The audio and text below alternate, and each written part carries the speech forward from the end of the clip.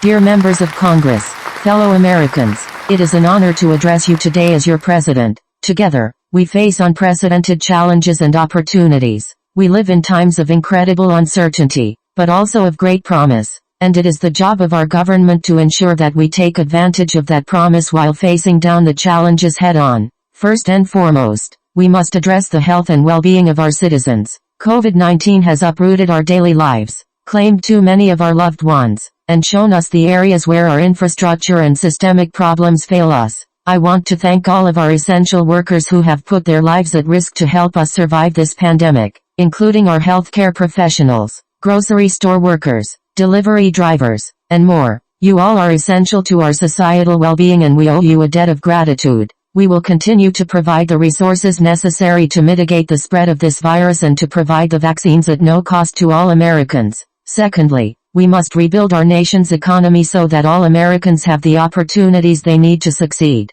We must address the systemic inequalities that have held back too many of our fellow citizens. This means providing quality education, job opportunities and affordable housing, access to healthcare and daycare, and addressing income inequality. We can come back from this pandemic stronger than before if we do so together. Furthermore, we must act against the scourge of systemic racism that still plagues our country. The murders of George Floyd, Breonna Taylor, and many others have galvanized the country to reckon with our history of systemic racism and inequality. We must work to reform our policing practices through collaborative efforts between law enforcement and the communities they serve. We must also address systemic racism in every aspect of our society, from education to healthcare, the justice system, housing, and more. Lastly, we must address the existential threat posed by climate change. This is not a political issue. This is a global crisis that threatens our economy, our national security, and the very future of our planet.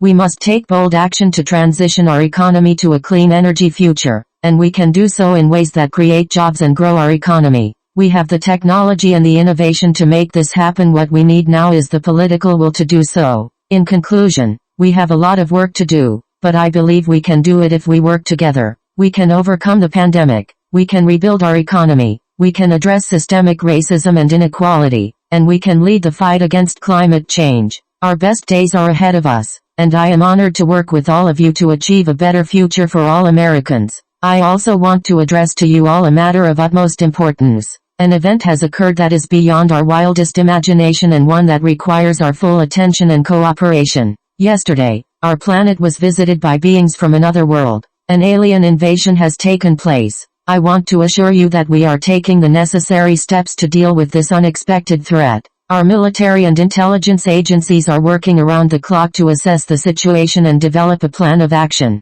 We have reached out to our international partners to coordinate a global response. As your president, I want to be transparent with you. We do not know the intentions of these extraterrestrial beings. We do not know if they come in peace or with hostile intentions. We must remain vigilant and prepared for any scenario. I urge you to stay calm but also be prepared. Follow the advice of your local authorities and stay informed through reliable channels. We will release information as soon as we can, but some details must remain classified for national security reasons. I know that this news is unsettling, but I also know that we are a strong and resilient people. We have faced challenges before and we have always come out stronger. We will do so again. Let us come together as a nation and face this challenge head on. Let us show the world that the United States of America will not be intimidated by any force, be it earthly or otherworldly. Thank you. God bless America, and God bless us all.